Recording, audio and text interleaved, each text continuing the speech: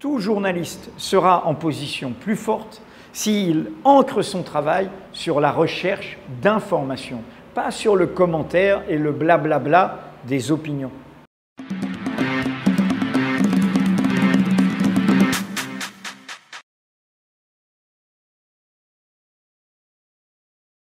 Ma réponse, c'est qu'on doit être journaliste, journaliste, journaliste, ce qui veut dire engagé pour la démocratie, qui signifie le droit de savoir des citoyens. Si nous pouvons être égaux en dignité et en droit, cela suppose que nous ayons accès aux mêmes connaissances pour être des individus libres et autonomes. Pourquoi je fais cette réponse nuancée et complexe? C'est que quand on dit militant, on pense opinion, on pense point de vue, commentaire, conviction. Ça, ce n'est pas le travail du journaliste. Nous en avons, comme journalistes, des opinions et des convictions. Ce n'est pas le propre du journaliste. Ça appartient à tout le monde, à tous les citoyens. Ce n'est pas notre compétence. Notre compétence, ce n'est pas faire un éditorial, un point de vue. Ça, on peut le faire, mais on le fera peut-être mieux, peut-être moins bien que d'autres citoyens. Notre travail, c'est l'information.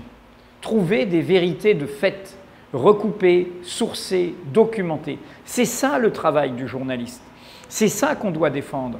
Et c'est ça qu'on doit faire. Ça veut dire, y compris, des informations qui parfois vont nous déranger, vont déranger nos préjugés. Il faut aussi penser contre soi-même quand on est journaliste. Alors, ma définition, c'est que c'est un engagement radicalement démocratique au service du droit de savoir des citoyens, mais qui ne souffre pas de compromis pour nous, les journalistes. On ne peut pas s'en sortir en disant « j'ai un bon point de vue, une bonne opinion, des bonnes convictions, des bonnes croyances, je suis journaliste ». Non. Quelle information tu as apportée?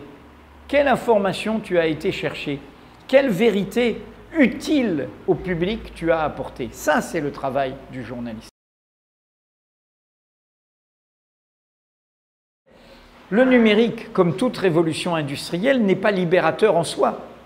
C'est nos usages sociaux qui en feront un instrument d'émancipation et de liberté. Ça veut dire la neutralité, ça veut dire que ce ne soit pas sous le contrôle étatique, ça veut dire que ce ne soit pas la propriété des GAFAM, des grosses puissances multinationales. Ça veut dire se battre pour l'indépendance du digital. Et ça veut dire, sur le digital, se battre pour la qualité des contenus. Encore une fois, il y a des usages sociaux qui sont au cœur de la démocratie. Et la technologie ne doit pas casser ces usages. Les usages doivent s'emparer de la technologie.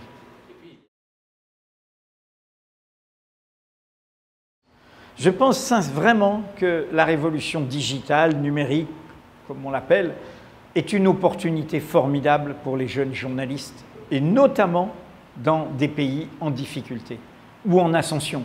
Parce que aussi, il y a ici une vitalité formidable. Le numérique, c'est une opportunité. Ça coûte moins cher. Il n'y a pas besoin d'imprimerie, il n'y a pas besoin de papier, il n'y a pas besoin de distribution. Donc, il faut se saisir de cette opportunité.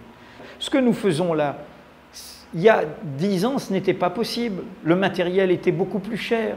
Les moyens de diffusion n'existaient pas.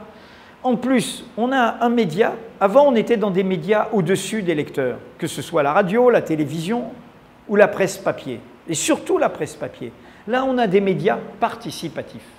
Je pense vraiment que c'est l'heure du journalisme. Grâce à la révolution digitale, le journaliste arrête de se lamenter et il redevient, s'il le veut, un héros de la démocratie.